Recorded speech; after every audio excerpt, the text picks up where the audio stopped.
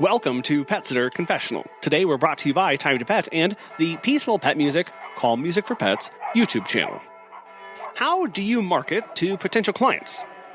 Flyers, referral system, partnerships and networking in your local community? What about running Google Ads? Turns out there's a lot more that goes into this than just clicking a few buttons. And today we are super excited to have Sonnabend, owner of House of Paws Pet Care, to talk about how she is utilizing targeted Google advertisements to boost her sales and bring new people into her company. She says it all starts with having a strong brand and through line for your company that you can communicate to people and instantly connect with. Let's get started. Yeah, so my name is Sonnabend. You might know me as Maris Miller from a couple months ago. I recently got married, and I own House of Paws Pet Care. We are a small team of 12, which is just kind of mind-boggling. But I started, like many people did, as a solo sitter. I was pet sitting before work, after work, and I was a retail manager at the time. And during the pandemic, that was just exhausting. So after we closed on our house in April of 21, I asked my now husband about going full time, and he's a numbers man. So he very quickly was like, okay, yeah, we can see what happens. And that's a scary thing to do in the middle of a pandemic and right after you buy a house. So very quickly, we realized that we really had potential in what we were doing. And like I said, now we're a team of 12. My husband's full-time with us now, and we do pet sits, dog walks, adventure hikes, almost overnights, anything pet care related you can think of on the pet sitting side is what we do. A little bit of pet taxi here and there, all that good stuff. But yeah, so that's pretty much us. Wow. So I know, you've been doing this since 2013, right? But you finally made the decision in 2021. What was it about that time where you decided that you didn't want to be in retail anymore and that this was what you needed to do with your life? Yeah, so I had been recently promoted right before the pandemic, February of 2020. I got promoted to the shipping department of of the store I was working at. And so we grew 300% and within a month of me going into that position. So it was constant stress. And don't get me wrong, you got every other weekend off and it was just 40 hours a week minus like peak holiday periods and stuff like that. So it seemed great on paper. But again, I was pet sitting before work, after work. I was turning down jobs that I could be doing that I enjoyed a lot more. So once we were running the numbers, and like I said, after we closed on the house and the bank was out of our business, we were like, well, let's just see what happens. And I very quickly had to onboard someone to help me after that. And it just kind of grew from there. I started learning more about the business side of things. I'm sure a lot of people relate to this. I've never run a business before. So it was really just connecting to a lot of people and seeing how to actually make it something that could grow. And wow, has it really grown? Well, I know a lot of people are get worried about that transition right into this because all of a sudden it is I never planned on being an entrepreneur. I never planned on starting my own business, but here's this thing. And I think like you, many of us find ourselves in that position of going, man, I'm turning down so much work. If I said yes to that, what would I actually be able to do with my life? And that's where those numbers come in, and they're so critical to know, okay, what am I turning away? What would I actually be taking in? What would I make now? And like really seeing how far of a gap, because a lot of times when you actually run those numbers, the potential really shortens that gap a lot more than we initially see just from our gut feeling. Mm-hmm. Yeah, definitely. And I mean, everyone sees like those people that do it on the side. And they are just kind of doing it for fun, and they're plenty busy. That was me for so long. Yeah. So making that leap to go full time, I wanted to be a better pet sitter in general. I had done it since high school, and I really wanted to make myself stand out in regards to the care that we provide and give that option to people in our area. So Like I said, after I really started pushing for certifications, getting insurance, and being legit, it really just blew up. And like I said, we had to make sure it was the right decision for our family too, because like I said, we just closed on our house. We had 2 dogs. I just bought a horse, and all these other things that were not cheap were coming about, and we had to make sure it was financially feasible because Tyler at the time was still working at Target. And so we knew we had a backup, and it was so funny. I think about this, and my manager at the time told me, he's like, well, make sure you leave on a good note, because if it doesn't work out, we want you to come back. I'm not coming back. So dedicated. Well, I know you mentioned you bought about a horse. You're really in the equestrian world, and I know that's a big passion of yours too. How has it been balancing having that aspect of your life and running this insanely fast and quickly growing business? Yeah, well, a lot of that is actually what drove me to hire. Okay. I'm really big on having time for yourself, and that's so hard to do. And I learned that really quickly when I was working 12, 15-hour days, as we can all relate to at some point. So for that, I had to find a way to really integrate it into what we're doing. So we are one of the only companies that does farm sitting in our area. So being able to offer that expertise to people that has said, oh my God, I haven't gone out of town in 15 years because I have no one to watch my horses. And that's also given me a lot of connections in the area too, that have helped me further my training also. Because a lot of pet sitters say, like, they're like, oh yeah, I'd love to watch a horse, but there's so much that goes into it. And I've been riding horses for, I guess, 15 plus years now. And there's things that you can't just like Google to know when it comes to horses. I mean, they are constantly on a mission to hurt or kill themselves in some way. So it's vital to have someone who really knows what they're doing. You can't just train someone up in a couple of days and they know what's going on, because something's always going to come up when it comes to horses. That's just how it is. But like I said, I really knew I had to start hiring and onboarding people when I didn't have time to go out and enjoy my horses. And that was really important to me. So that is my peace. That is my calm. And if I didn't have that, I would lose my mind. So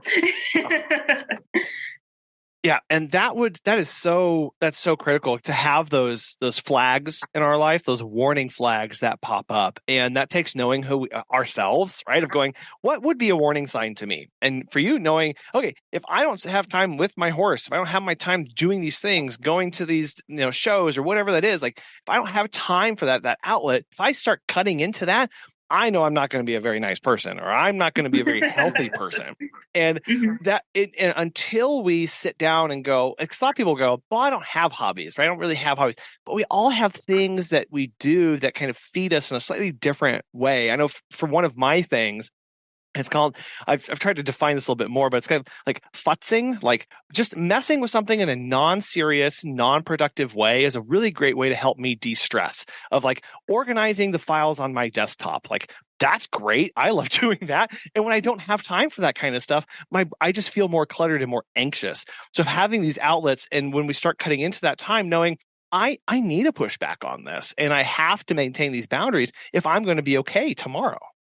Yeah, definitely. Well, and for a lot of people that say they don't have hobbies or they don't enjoy going out and doing stuff, I'm a really big time blocker. Like my calendar on my phone is so color coordinated and full and specific that I literally schedule times for me to go to the barn.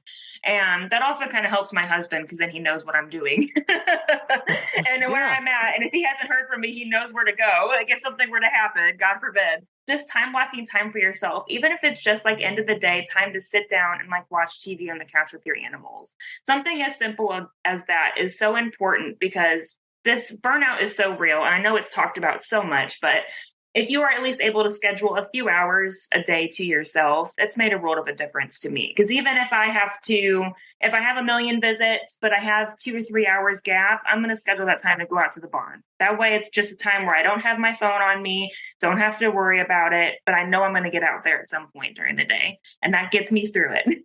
Yeah. It is, and I like that. I love the idea of color coding, the schedule on your calendar, your personal Hmm. calendar of whatever that color is. If it needs to be a relaxing color, or for me, it needs to be like a bright red neon color to remind myself of like, no, nothing goes here. This is the no zone, because Hmm. otherwise it's so easy to schedule things over there. But it's that visual representation. And what's cool about that too, Maris, is at a glance.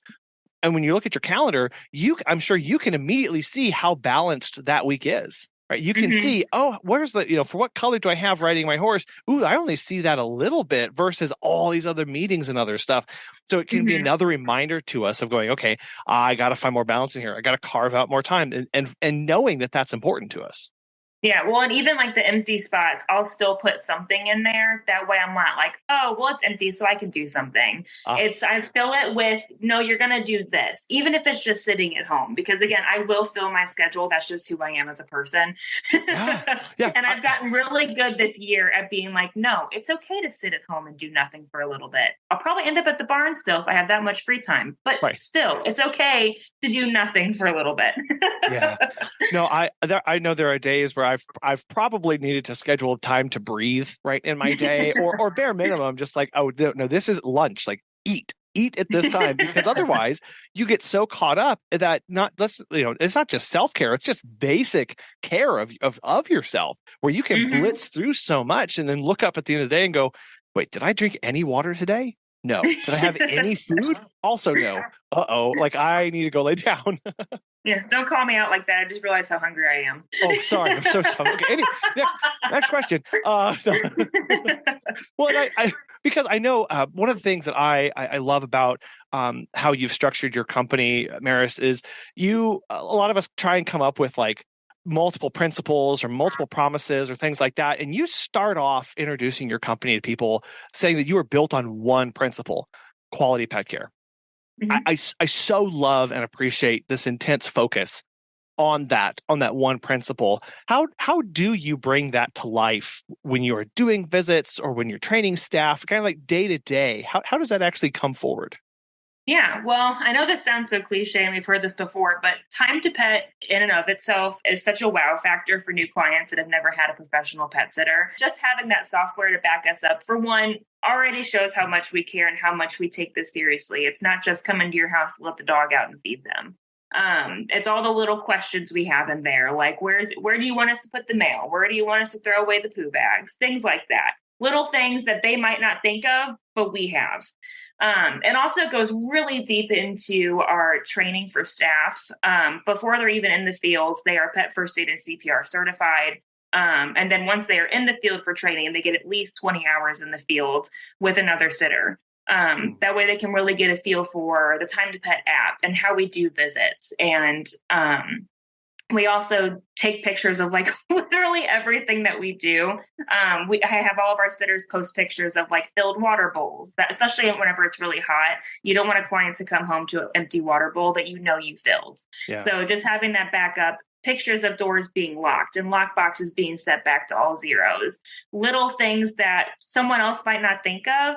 But that way the client knows if they are half a country away or even out of the country, they know that their door was locked on every single visit. Um, so just little things like that, we really push to so that clients know and feel secure in our care. Because we come from a team-based approach. Most of our clients will not meet every single sitter that we have, but I want them to know that no matter who I'm sending into their home, they will get the same quality of care no matter who it is. That's the biggest thing I push, especially from a team aspect, because I get it. I get not wanting to have someone in your house that you don't know. But if you know that that person has been trained the exact same as your favorite primary sitter, you won't have any worries. Yeah. And how do you help build that trust? You have to show them, right? Okay, the first sitter locked the door. How do we know we locked the door? We sent a photo of the locked door. Okay, second sitter locked the door. How do we know they locked the door? They sent a photo of the locked door. Like this repetitive, like, yes, we're not just what the words that we say aren't just empty, right? They mean something. And here's how each sitter is implementing that through the training and consistency whenever Mhm. they're over.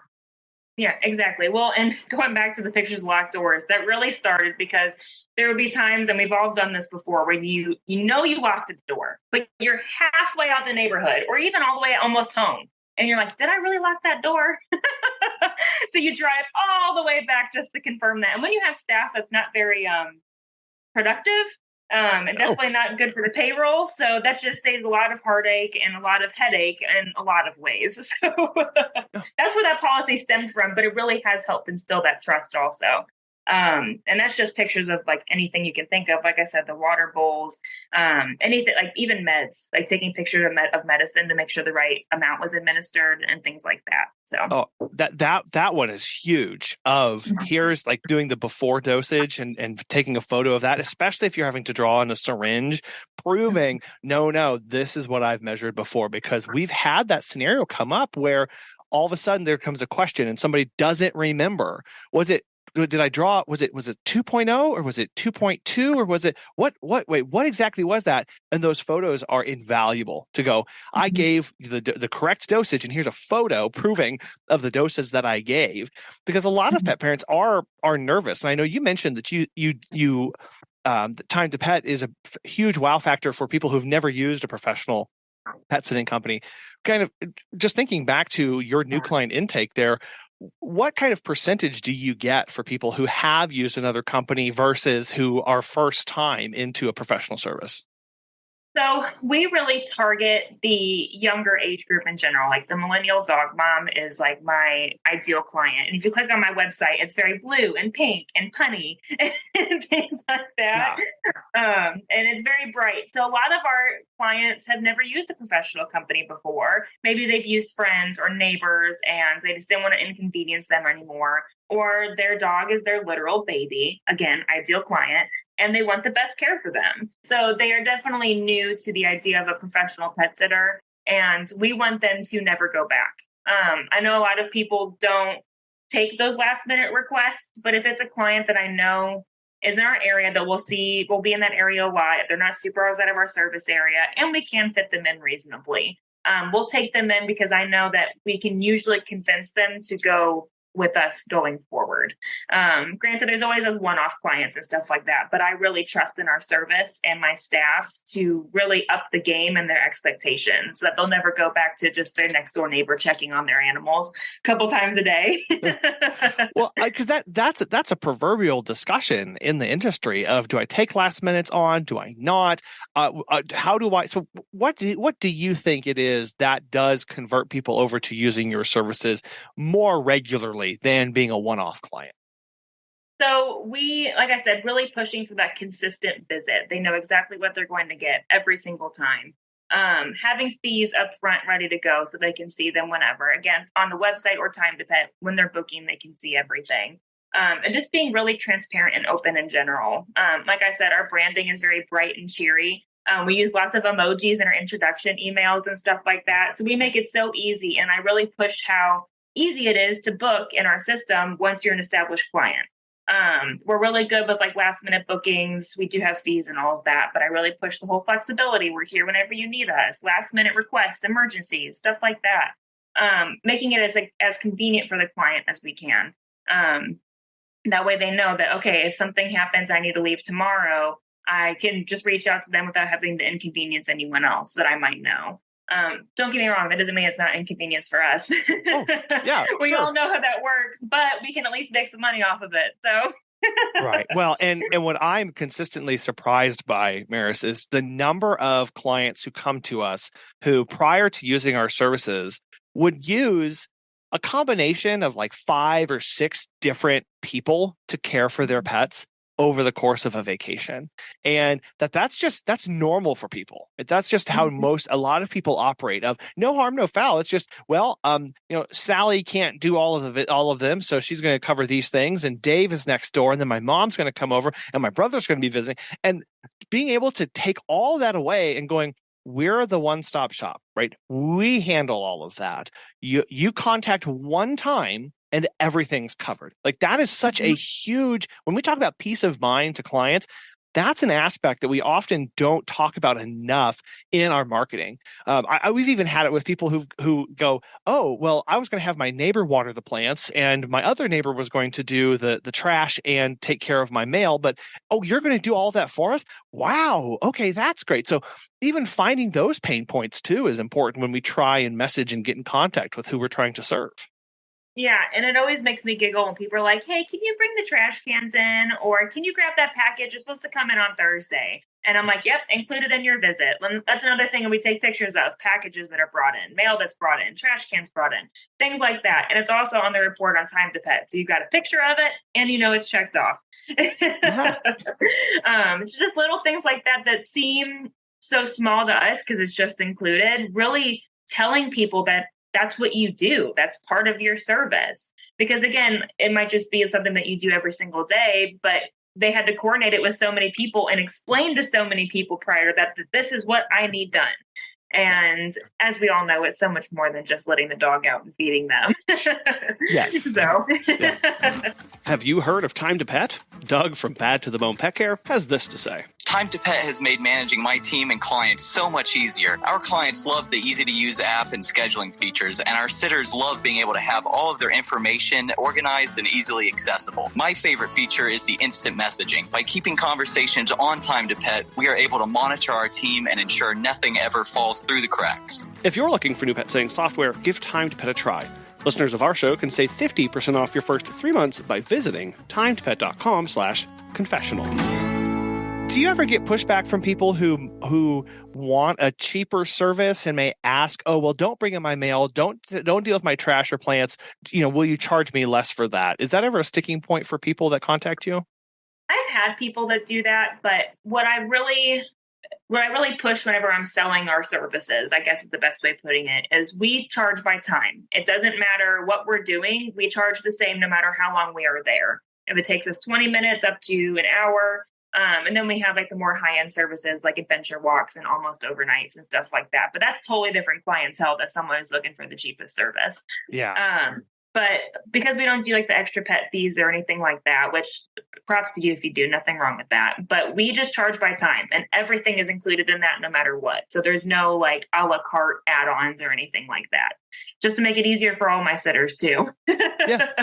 Well, and it is less of a headache, and the a la carte approach I know can be it can be implemented, but it has to be implemented exceptionally well with a very clear stair step of what exactly you're getting. And the kind of more all-inclusive approach is just like, no, this is everything, right? You don't get to pick and it's, when I grew up, I used to order a BLT sandwich without the L or the T because I thought they were gross, and they still charged me the same. And I thought that was weird. But now running a business, I'm like, no, like this is the service. It's a use it all, up to the fullest extent or not. But our time is there, and that's what is accounted for when we are doing your visit.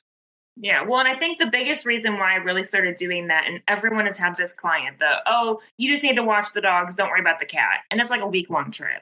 Yeah. Or they'll say, just check the litter boxes every couple of days. Every day we are there, we're going to be checking on your cat's litter box, especially the litter box, filling their food and water. And it's included. We're not charging you extra to take care of your cat. If it takes us longer, then we'll have that conversation. But It's included in your care because I don't want that poor hamster upstairs to not be taken care of. It's always the hamster or the fish. But still, I don't want that to be a problem. So it's just included. It's just part of it. No, and that's such a it's a much more again relaxing way, this all inclusive thing, because we've had people who have actively tried to hide cats from us because they were thought it'd be an additional charge. And we had one who we did the meet and greet. We came over. I asked questions. Are there any other pets to be cared for in the home? Nope, just the dog. That's all good. And it was the second day, and we came in and we heard a meowing behind a bedroom door that was shut.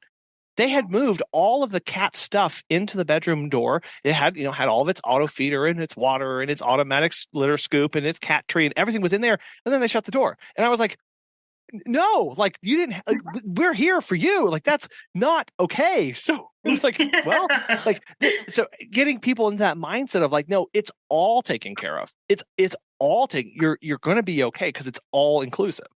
Mm-hmm. Yeah, exactly. And the only difference that we have in services are the drop-in visits and dog walks. Okay. So for a dog walk, it doesn't include like feeding and everything else. And that's just mostly so my sitters know what to do. And then the drop-in visit is some people just their dog doesn't enjoy walks. So we'll still have like the midday drop-ins per se. Sure. But at least then the sitters know if it's a drop-in, there's more than just a dog walk that's involved. There's might be feeding or meds or something like that. And that's helped them make the difference a lot. Well, you've mentioned a couple times your website, and I do love your website. It is so fun. I love a lot of the words that you use. You call the meet and greet a pre-party, right? And you've got these phrases on there like, did we just become best friends? So it's real punny and it's all scattered with that. Is that purely to target the millennial dog parents, or is that an aspect of you that's coming out there in display? So a little bit of both. I think you actually recently had her on Pet Marketing Unleashed with Michaela. Yes. Yeah. So she did all of our rebranding, I guess, in the last couple of months. And I really told her, I was like, this is my target market. This is our colors. I want to keep our colors. I really pushed that.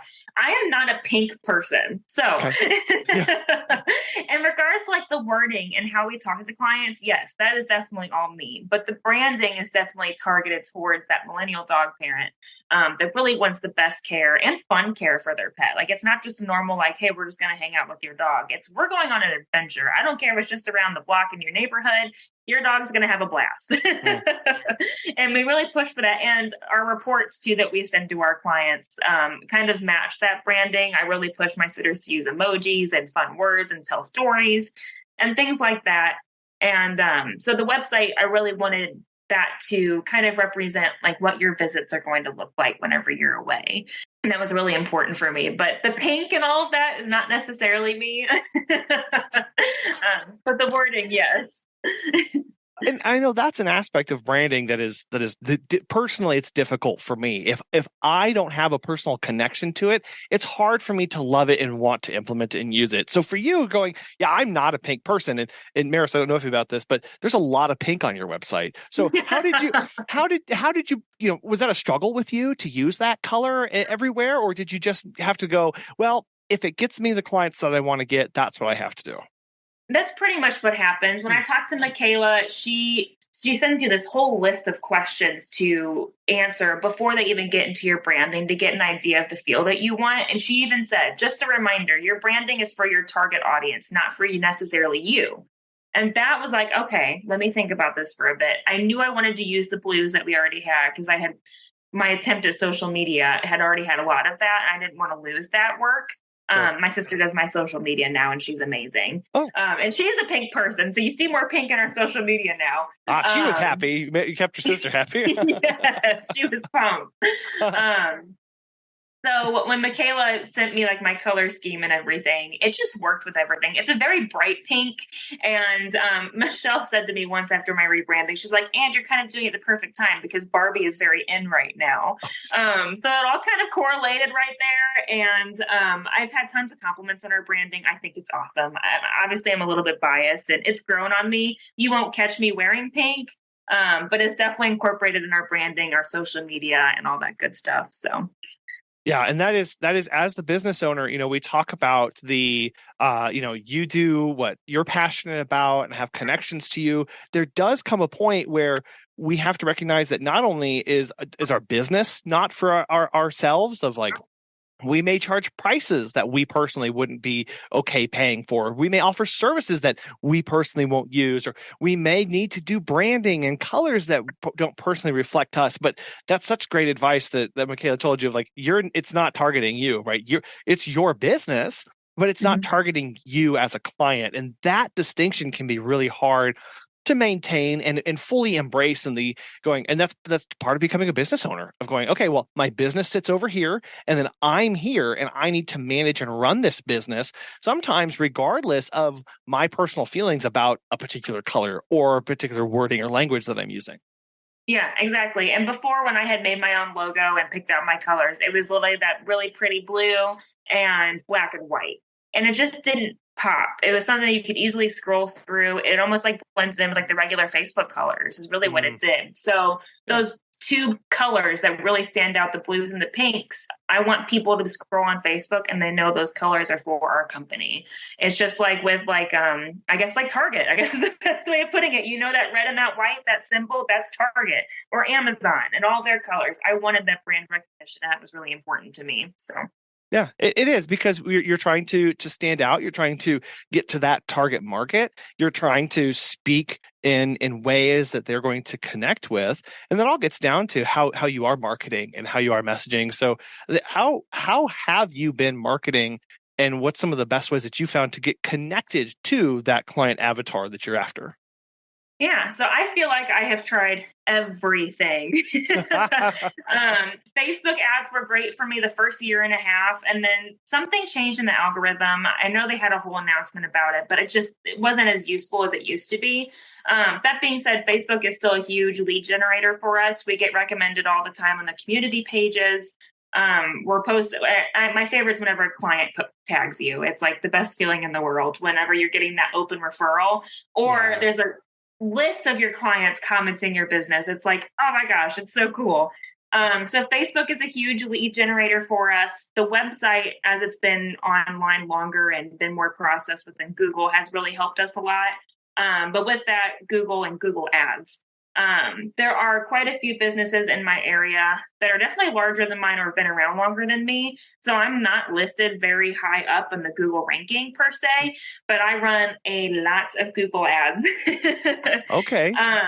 And it has taken some trial and error, but I currently run 2 to 4 at a time for specific services I'm trying to sell. I think I have 2 going right now because it's the holiday season and I'm trying to not pick up as many pet sitting clients at this time.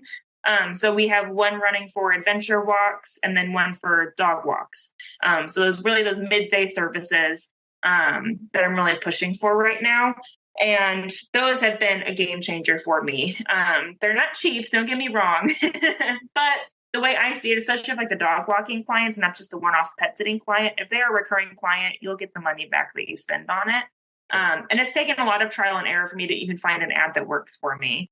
Talk us through, you don't have to talk about what you're spending on these ads, but like realistically, what should somebody expect to spend on this kind of thing? Because when I think that, I'm like, oh, okay, like, are we talking like $100, or is this like multiple $100s over the course of a year in order to get those kind of results? Yeah. So I always say, especially when you're trialing Google Ads and seeing what works for you, anything less than $20 a day is not going to really give you anything. The one thing I really like about Google Ads compared to like Facebook is that Google Ads charges you per click, so per action on your ad, not just views.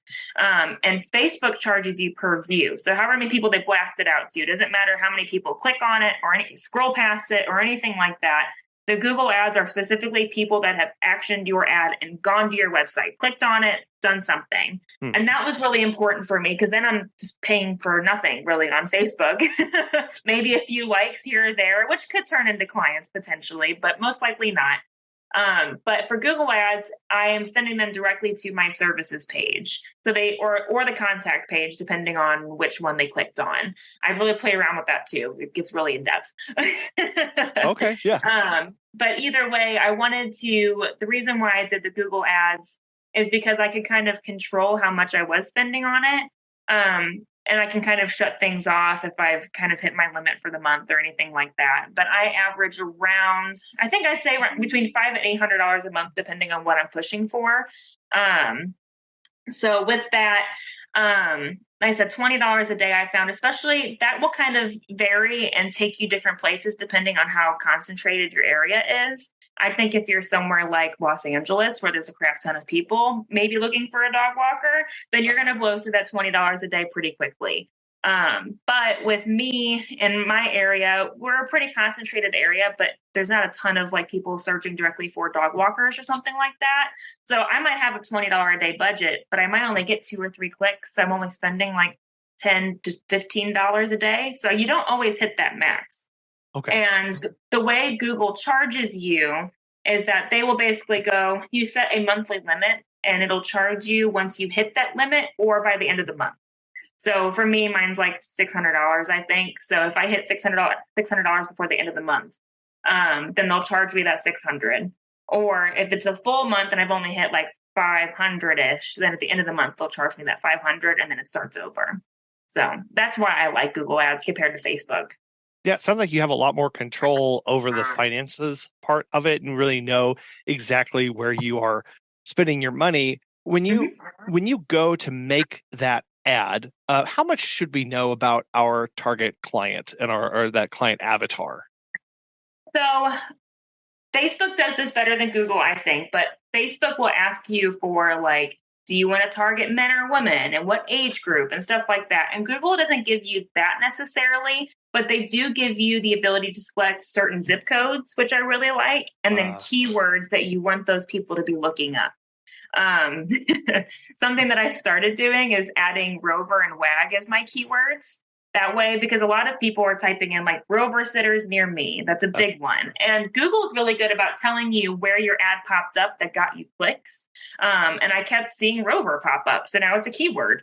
And I don't have the marketing power or the budget that Rover and WAG have, but I can at least kind of squeeze myself in there, hopefully right before them. And maybe if someone's like me and they really want to support a local business instead of just Rover, then hopefully they'll click on me and that works out.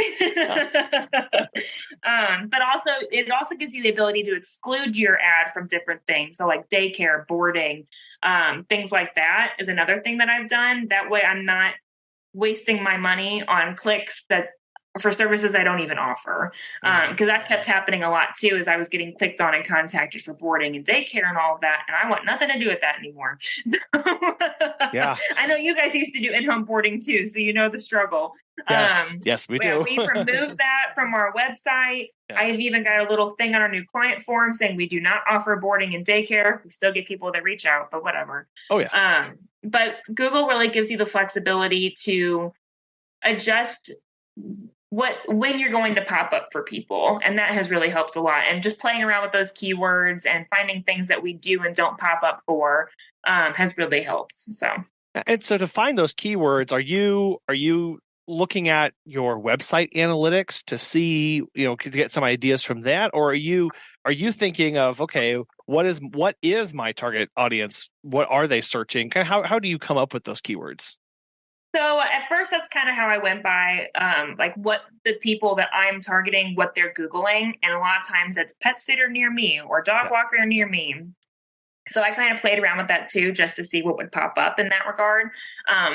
One thing, you'll never see your own Google ads on Google, so don't freak out when that happens. What you can do is go incognito mode and try to see if you can find it that way.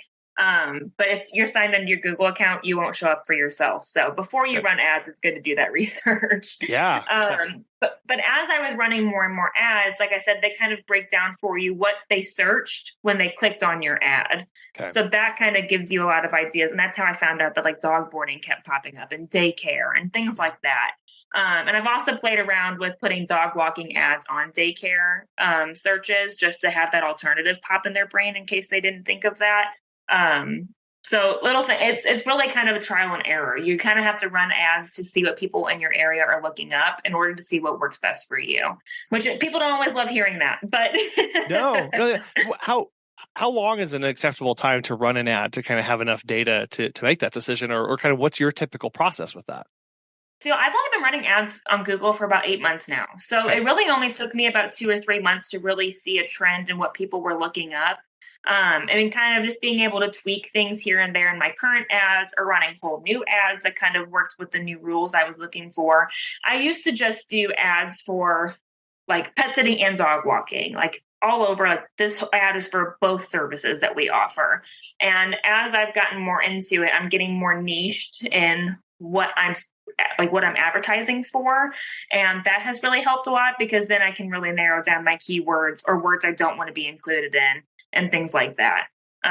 So that's really helped. You mentioned earlier how you're kind of running 2 ads right now, but for slightly different services. Do you ever run kind of 2 ads for the same thing to see which one does better? To kind of do this A/B testing for, okay, I need to do dog walking. Now I've got 2 ads, but they're the same. I want the same outcome for them. Do you do those kind of tests to figure out kind of where you should push one? Yeah. So for dog walks, that's what I really started pushing ads for in the beginning anyway, when I made that decision that we might eventually be a dog walking only company. So I started just trialing and seeing what would happen there. Google will send you these really like corny AI generated taglines that you should use. And I don't know, I'm assuming it's AI because they just don't make sense together. Like they're so like, I don't know. They just don't work well. So running something that was pretty basic and bland like that sounded like a robot was reading it to you. And then ones that kind of spoke in our company tone. And that really helped a lot too, because then people know, like, if they're reading a fun tagline and they click on our website and then see that we're bright, cheery, pink, and punny, they're going to know that that's all correlated and it's not just something that doesn't speak to us, the whole bland, we are dog walkers, insured and bonded, versus let us party with your friends whenever you're at work or something like that.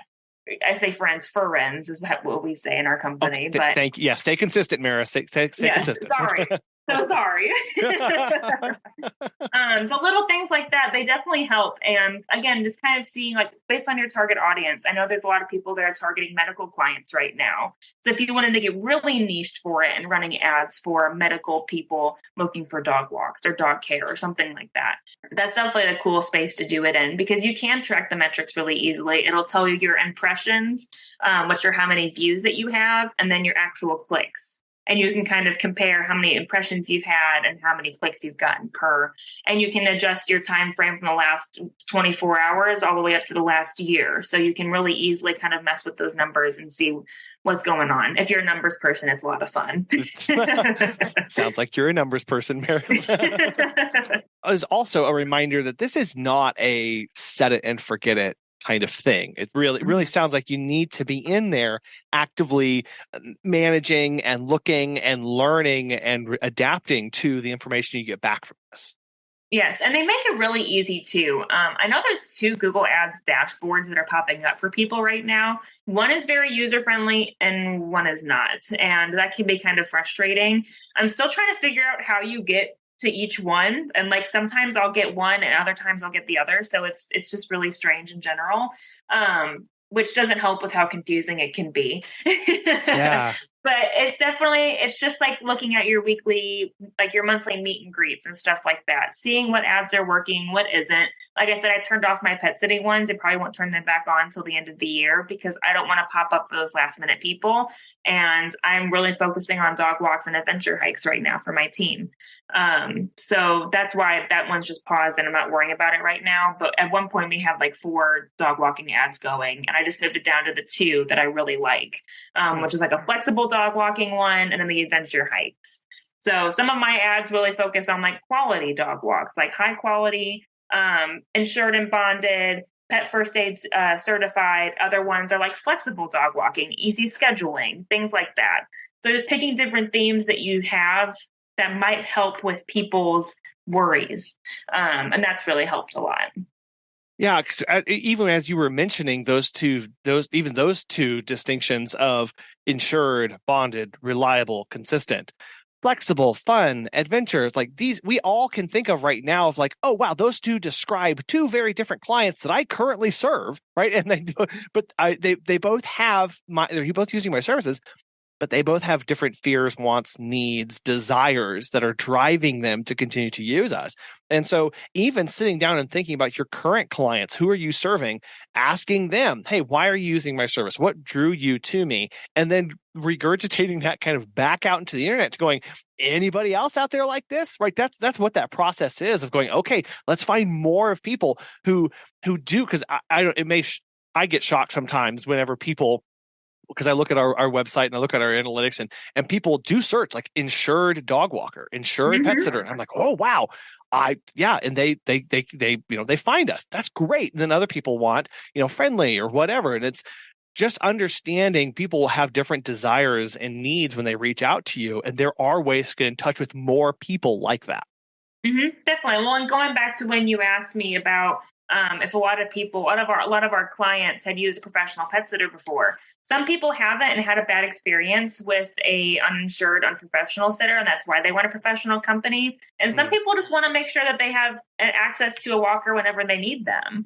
So there's 2 different needs there. So really kind of pushing both sides of it, but seeing what sticks the best in your area. A lot of pet owners don't know how to react when their beloved pet is facing a bout of anxiety, noise sensitivity, or depression. However, various studies have shown that animals react very positively when calming music is played for them. As a trusted pet sitter, have your clients check out Peaceful Pet Music, Calm Music for Pets on YouTube, where they can give their pet the best chance of relaxing while they're away. From peaceful melodies to soothing nature sounds, this YouTube channel is the go-to spot when your client's pet is anxious and you don't know where to turn. Complete with beautiful and vibrant animations, their videos will become your home for the tools needed to keep the client's pet in a state of peacefulness. Be sure to subscribe to Peaceful Pet Music, Calm Music for Pets on YouTube, and hit the bell so you never miss a moment of calm.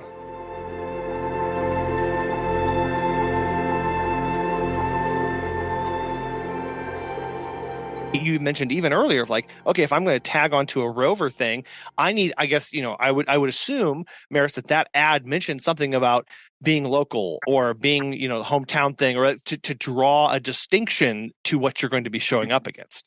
Yes, definitely. And the ones that tag Rover and WAG and all of that, I really push, like I said, being a small business and having that fun, bright, cheery look to it. Because again, I don't have the marketing power that those companies do. And honestly, a lot of people think that Google ads don't work because they personally don't click on them. I don't click on Google ads either. I scroll right past them. But there have been times when I'm scrolling and I don't realize that it's an ad, because they're getting pretty good at, like, they'll mention that it's an ad, but it's just teeny tiny. So you click on it. I have faith in my website and our missions that if I could get them on our website, I can most likely get them to submit a new client form if they're seriously looking. And it's having faith in your website also, because Google ads by themselves, if you have a website that's just like a one page or something like that, that's not going to do what you need it to. You need to have a powerful website to back that up as well.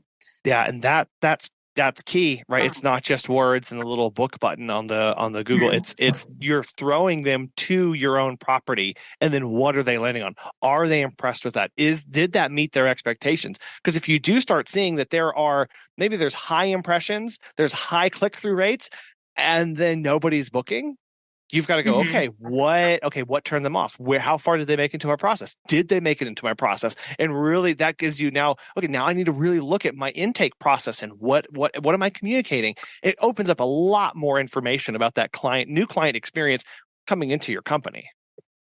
Yeah, definitely. And a big thing that I push to on my website is it's as easy as 1, 2, 3. So send in a new client form, schedule your meet and greet, book whenever. I don't know that's the exact 3 steps that are on there, but essentially that's what it is. And obviously there's more that goes into it, but you don't need to tell them the entire process of how to onboard, because that's going to overwhelm them. You want to make it easy. You want to make it seamless. And it's as simple as you click on my Google ad. Here's my new client form.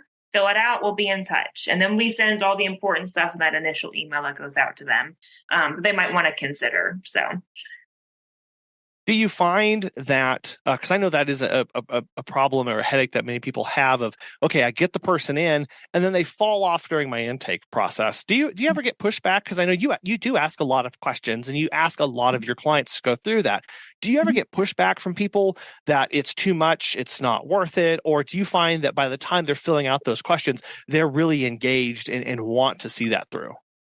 So I am really proud of our new client intake process in general. I've really, really put a lot of thought into it just in the last couple of months as to what's the first email they're going to get from us? What's the message we follow up with to get that meet and greet scheduled? And it's kind of built up on. So first they fill out that new client intake form, which is pretty simple. It's first and last name, address, services you're looking for, tell us about your pets. After that, I could follow up with another email. Well, they get an email that automatically sent to them. It's thanks for reaching out. We'll be in touch within 24 hours. And then I reach out to them, and that's when I send them the whole, this is how we schedule. We schedule based off of time. These are the services that we offer, stuff like that.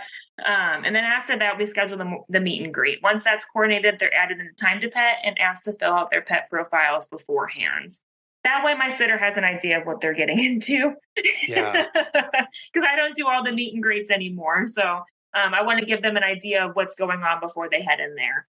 I've had some pushback on filling out the full pet profiles beforehand, and I'm not super strict on that. It's ideal, but I know a lot of sitters do require that those are filled out before their meet and greet.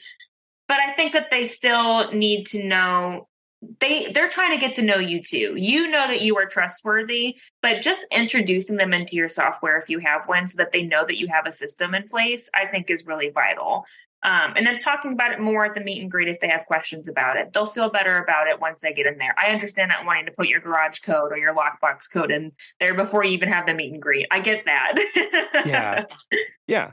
It is a process, right? And that is frustrating. And you mentioned it of like, yeah, we know how amazing we are. We know that we're trustworthy. We know that, we're professionals at this. They don't. And does our process speak to that? Or is it demanding too much too fast in this new relationship? And they're going, well, I'm not comfortable going there yet. Like, I need some more time. I want to talk to somebody. I need to have some more communication. I need some more information, and realizing that's okay. Okay, so I need a system that is supposed to kind of hold their hand and walk them through the new steps. Because if they've never used a professional service before, or maybe they have used a professional service and they were dissatisfied and it was a bad experience for them, either way, they need to be reassured of like, okay, welcome. Here's what's going to happen. You're going to get this. I love how you have that automatic email that goes out that says, hey, thank you for filling this out. We're going to be in touch within X number of hours, however you decide to do that. And then with your follow-up, Maris, is that an email always, or is that a phone call, or how do you usually handle that? So I hate being on the phone. I'm the only one that answers the phones right now. And this is so funny. I actually ran a Google ad that had a call button on it. Just so that I would push myself to answer the phone if it rang, because it would be for a new client, ideally, or a Google ad scammer, which we can talk about too if you want. Okay. Yeah. Everyone's got the Google My Business phone number that's calling them. Your thing has not been updated or whatever. But that second email that goes out to clients is just another outline of like what we do, why you should choose us. Here's next steps. Like, when would you like to schedule a meet and greet is basically the last part of everything. And that comes after talking about like, we charge by time. It doesn't matter how many pets you have. It's the same amount no matter what, just however long you want to book us. You are in complete control using our app. Here's what goes in our app. Once we schedule our meet and greet, we'll get you added into there. When would you like to meet? It's essentially our next email that comes from us. And there's like a little template I have in our saved replies on Time to Pet that we copy into that. I know some people have their new clients go directly into Time to Pet, but I want to see who they are before they start filling things out. So, Yeah. Or if they're even in our service area, we get a lot of people that aren't. So, yeah, same. Or they have different expectations than we're able to fulfill, go against some of our company policies and such. So having those initial knockout questions are just great, right? To be able to go, okay, like, let me get a feel for this person coming in before I just throw them into the system and then hope, because it's like, one aspect of like, well, no, I want them in the system because then maybe I can convert them later. But if they're not a good fit now, they're very unlikely going to be a good fit tomorrow or the next day or the next day. And then they're just sitting there, and you may suck them up into an email newsletter if you do that automatic dump of client information. And then, it's just kind of a waste at that point. So really thinking through exactly what is each step for, and what am I trying to get out of this? Well, and like I said, my sitters do a lot of their meet and greets, if not all of them. And they have a process that they have for the meet and greet of things to go over and things like that. But I want the client to have a really good expectation of the service that we offer before they ever meet anyone from my company. Yeah. I want them to know next steps. I want them to know where we are based, like what we really care about in our care.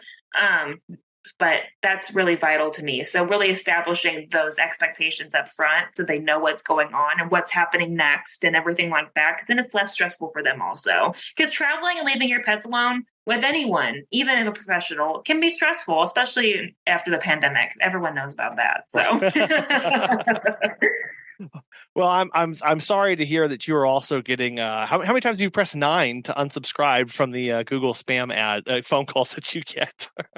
Gosh, constant. Well, so I use Google Voice too, ironically. Yeah. And it has an intro before they call. It says like, please state your name, which people can either hate or they love. I love it because I got answer, hear who it is, and then choose from there if I'm going to actually pick it up or decline it. Yeah. Yeah, same. And that's really helped me a lot, because as soon as if it's a scammer, they'll just immediately start talking into that and you can hear it and then just press decline. But yeah, once you start running Google ads, just a forewarning, you will get a ton of those. I even had a Google My Business profile for a while before I ran ads and never had a problem. But as soon as I started paying for ads, that's when they started popping up. Yeah. So I don't know how they find you, but whatever. Google will never call you. The end. Yeah, and for those of you who are listening, you're going, "What on the world or earth is this?" There's scammers who calling, and I think there's slightly different variations. But the one we get all the time is it says your Google My Business listing may be like suspended or unverified.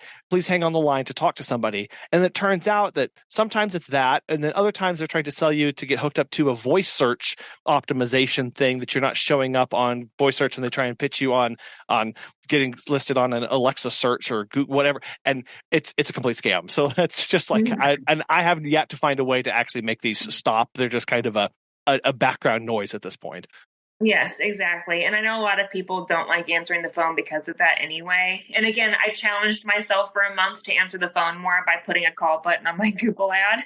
Nice. And I did get a lot of calls, but I've also found that a lot of people that call you are looking for someone immediately. And if you can't solve their problem immediately, they're going to move on anyway.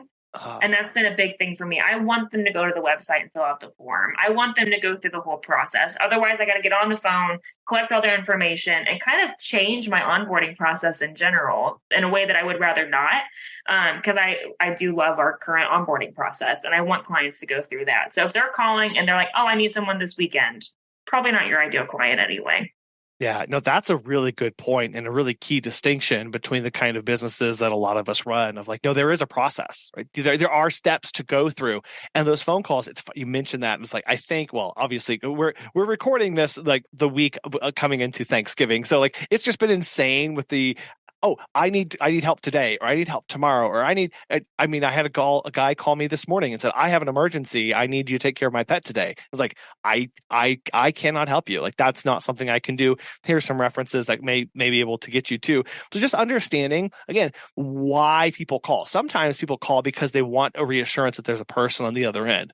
A lot of times people call because that's the fastest way to get a yes or no from you. And, we can't really be offended by that. It's just consumer behavior at that point. Yes, exactly. And just recognizing that and finding a way around it.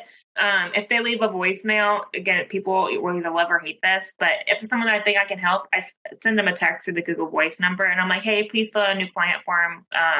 That way I can check sitter availability, something like that. That way I can get an idea of where they are, if we can even help them. Before I spend 30 minutes on the phone with a person that's not even going to become a client.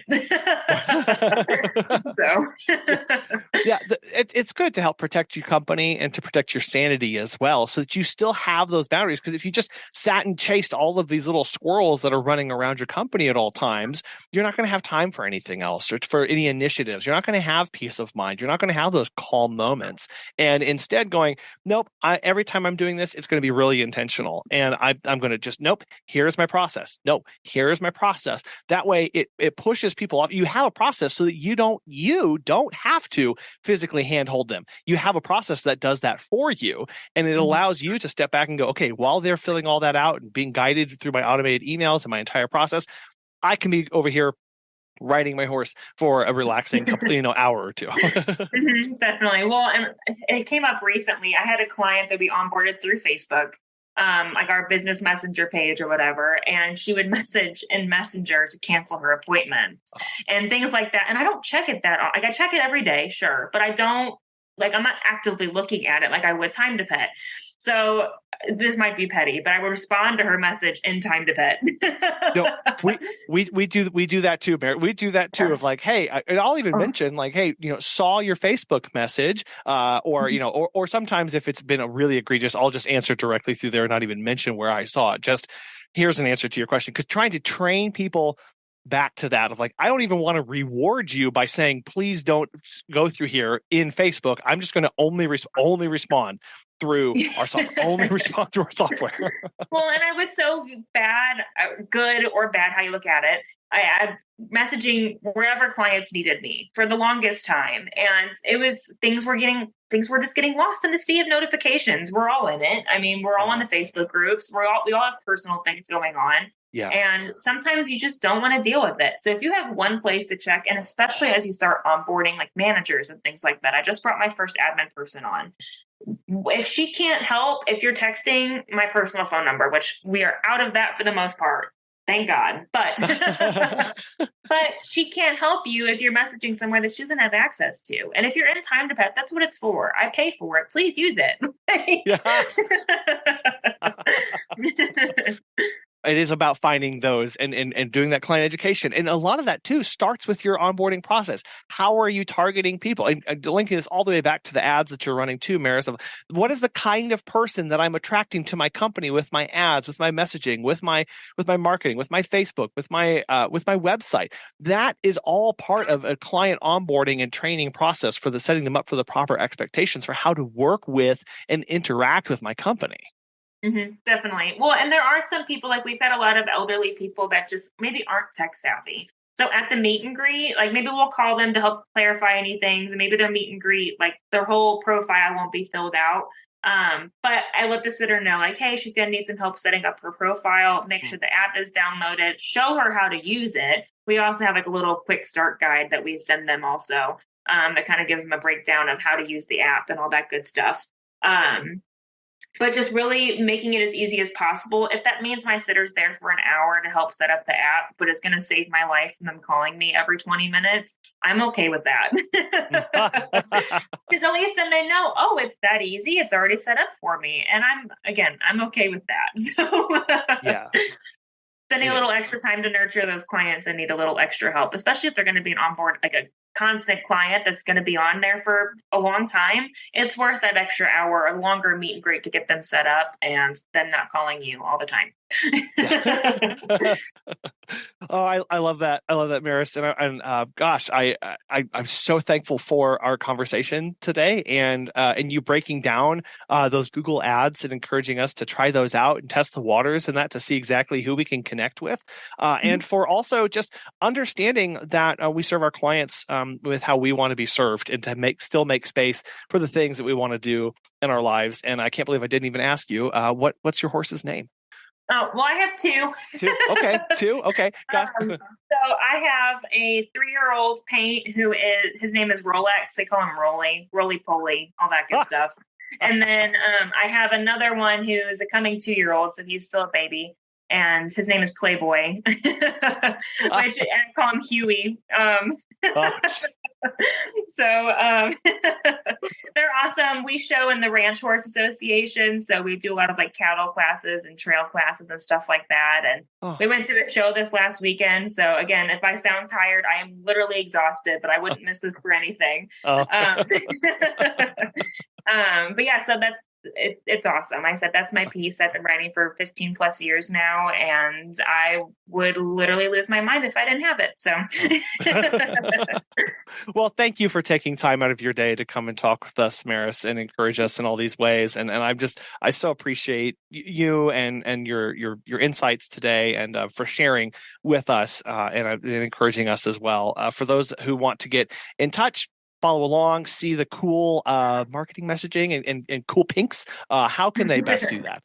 Yeah, so you can find our business page on Facebook or Instagram under House of Paws Pet Care. Or I think our Instagram handle is at House of Paws Pet Care LLC, which is too long. I need to change that, but whatever. You can also find me on Facebook. I'm all over the pet sitter groups. You've probably seen me comment somewhere. My name on there is Maris Kate Miller Sonnabend. Again, very long, but yeah. So, but yeah, reach out to me if you have any questions about Google Ads. I offer virtual assistant work, but I haven't really done anything with Google Ads yet. I'm thinking about offering something for like setup, but that'll be after the holidays anyway. So, okay. Well, tell us a little bit about your virtual assistant help that you offer to business owners here. Yeah, so I offer pet sitting companies that use Time to Pet just support within Time to Pet. So whether that's notification management, new client onboarding, again, I'm really good at it. Updating handbooks, things that you don't want to deal with, I can deal with it for you. So okay, cool. Is there a different way to contact you for that, or is it still all the same ways through the? Still all the same. Message me directly and at the business page for virtual assistant stuff. But yeah, essentially the same. Okay, cool. Well, I will have all those links in our show notes on our website, so people can click right through that. Maris, again, thank you so much for your time today. It's been an absolute pleasure getting to speak with you. Yeah, thanks for having me. Anytime. We talk about the importance of brand and branding on the show an awful lot.